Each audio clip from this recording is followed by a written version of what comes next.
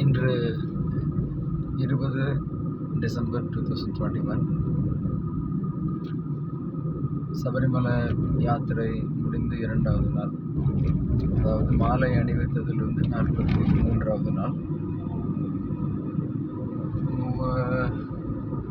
சவரம் செய்து தலைமுடியை நீக்கி ஐயப்பனுக்கு காணிக்கையை மனதார அளித்துவிட்டு பாவங்களை போக்கி மன அழுக்குகளை நீக்கி ஒரு புதிய வாழ்வினை தொடங்குகிறேன்.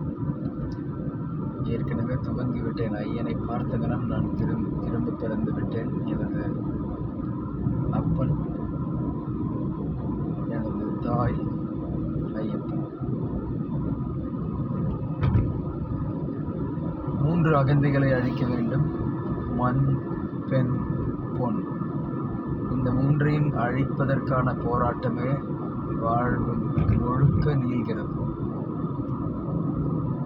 ஆனால் இந்த 41 தினங்களில் நான் புரிந்து கொண்டது, இந்த 3ஐயும் மீறி நமக்குள், நம்மோடு, நமது அடையாளமாக நாம் கருதி கொண்டு இருக்கும் ஒரு அகம்பாவம்.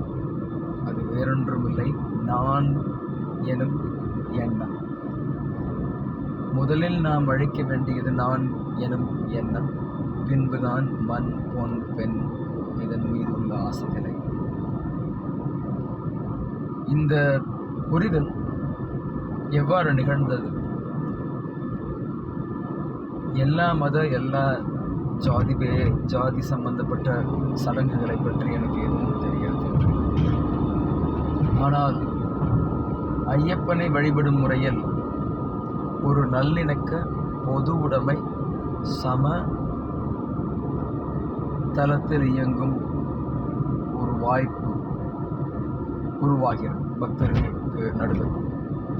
நீ யாராக வேண்டுமானாலும் இருக்கலாம், உனது பொருளாதார நிலை எவ்வாறு வேண்டுமானாலும் இருக்கலாம், உனது ஜாதி, உட்ஜாதி, பிரிவு எது வேண்டுமானாலும் இருக்கலாம், யாவரும் சமம்.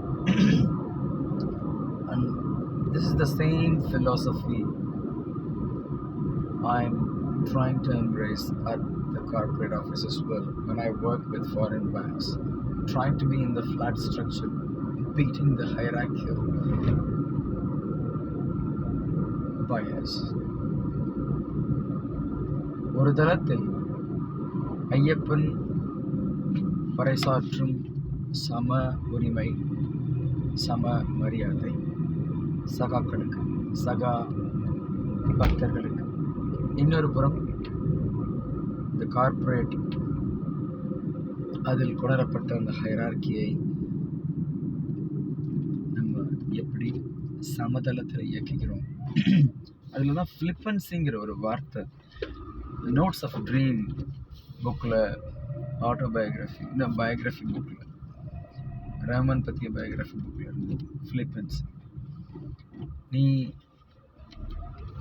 தொடர்பு கொள்ளும் நபர், அவரின் ஸ்டேட்டஸ், அவரின் அந்தஸ்து, அவர் பணம், புகழ் அத்தனையும் தாண்டி அவரை ஒரு சாதாரண மனிதனாக நடத்த இயக்க நினைத்துக்கொள்.